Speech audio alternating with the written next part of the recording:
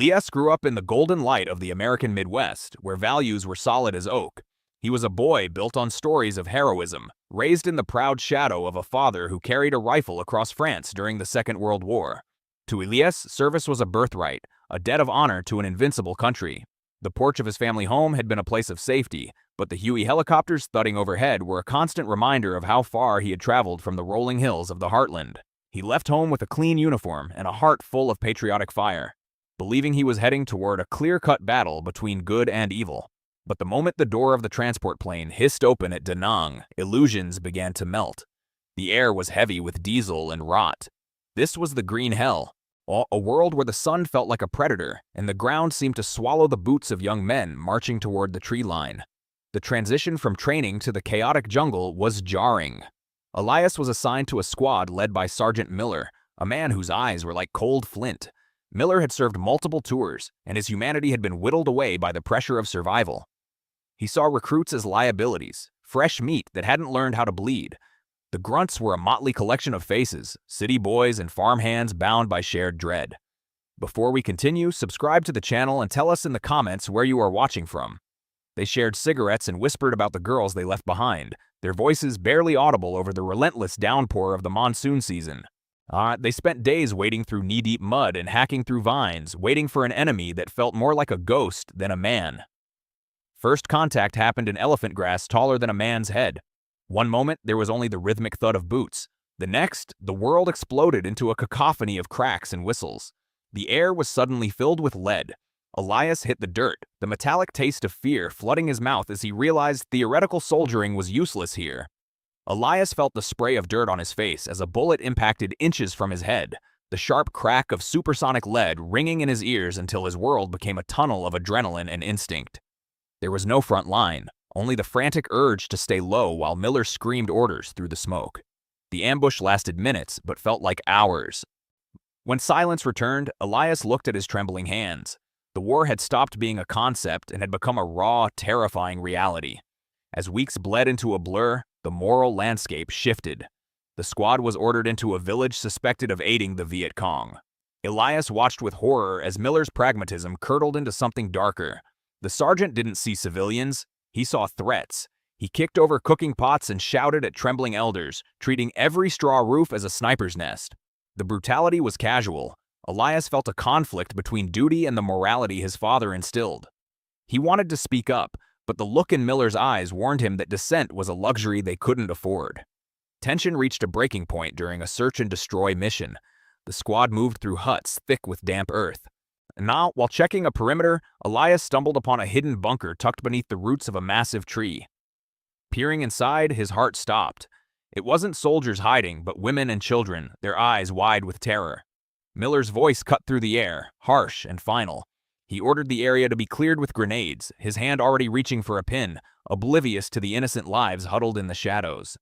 Elias stood frozen, his rifle heavy, caught between the order that would make him a murderer and the silence that might get them all killed. The grenade stayed in Miller's hand because Elias stepped into the line of fire, his chest a physical barrier. The silence that followed was louder than the previous firefight. Miller's eyes didn't show anger so much as a weary contempt.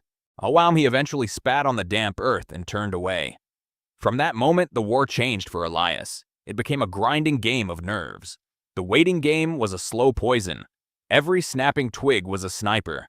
Every disturbed patch of dirt was a tripwire. Every breath was a struggle against the saturated atmosphere that seemed to cling to their skin like a wet shroud. The jungle was an adversary that never slept. The humidity rotted their spirits, turning men into twitchy ghosts. Because of his smaller frame, Elias was handed a flashlight and a .45 pistol. He became a tunnel rat, crawling into the literal bowels of the earth. Descending into those narrow arteries was like entering his own grave. The air was thick with the smell of stagnant water and old blood. Down there, the war was reduced to a few inches of flickering light. He moved on his belly, his heart hammering, searching for caches while praying he wouldn't meet a bayonet in the blackness. This descent mirrored his internal journey. The deeper he went, the further he felt from the Midwest. He was becoming a creature of the dark, stripped of his innocence by the weight of the soil above him. The friction with Miller reached a boiling point after an inquiry into the village sweep. Elias refused to sign a report claiming the civilians were active combatants. He chose the truth over the squad's code. In response, Miller simply erased Elias from the unit's social fabric. He was assigned the most dangerous point positions. The other grunts, caught between respect for Elias and fear of Miller, began to look past him. The squad cohesion shattered. Elias was an island in a sea of olive drab, not more alone among his own men than he was in the pitch-black tunnels of the enemy. Then, the world ignited. The Tet Offensive turned the war upside down, dragging the conflict into the crumbling streets of Hue. The urban combat was madness. Lines between friend and foe vanished behind smoke. Elias fought through courtyards and cathedrals, the air choked with the dust of pulverized stone. The ancient stones of the citadel, once symbols of endurance, were now nothing but jagged teeth in a landscape of fire. It was a chaotic symphony of destruction where every window held a potential death sentence. In the shattered remains of Hue, Elias saw the true face of the conflict, a relentless meat grinder that consumed everything in its path, regardless of ideology. During a frantic extraction, Elias was separated from his unit. The Huey lifted off through smoke, leaving him stranded. For 3 days, he was a ghost in the wilderness, hunted by a persistent patrol. Thirst and exhaustion blurred his vision until he stumbled upon a clearing where a wounded North Vietnamese soldier lay propped against a rock. The man was young, his side torn open by shrapnel. For a long, breathless minute, they stared at each other, rifles leveled. Then, slowly, Elias lowered his weapon. He shared his water and a scrap of bandage, a silent pact of mercy between two victims of a history they hadn't written. In that shared moment of pain, the enemy became a human being. Elias eventually navigated back toward the American lines. He found a cold reality waiting for him. Upon reaching the command post, he discovered that Miller had already filed the paperwork. Elias hadn't been listed as missing. He had been declared dead, a tactical lie meant to bury the witness to Miller's crimes. He was a man without a name, a ghost walking through a camp of living men who had already moved on without him.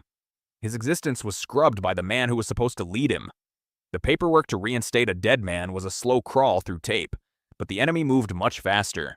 The hilltop, a jagged crown of mud and splintered timber known only by a coordinate, became the stage for a final, desperate stand.